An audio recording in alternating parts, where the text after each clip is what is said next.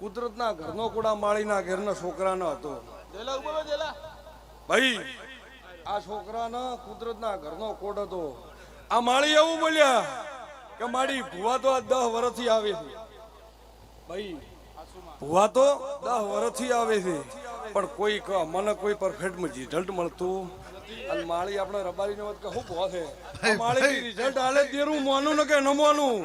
હું એવું બોલી માળીયું તમે માગો એવું પુરાવો આલું દેરું મોનું ને કે નહીં મોનું. અરે માળી પાછા પડીને મને એવું બોલી તું સિકોતર જબરી હોય તો અરે એવા છોકરાને ખોટ મટાડે તેરું મોનું. હું એવું બોલી બરોબર હવા મહિનો થાય કુદરતના ઘરનો કોટ ન મટાડી નાખું સિકોતર ન કહેવાય.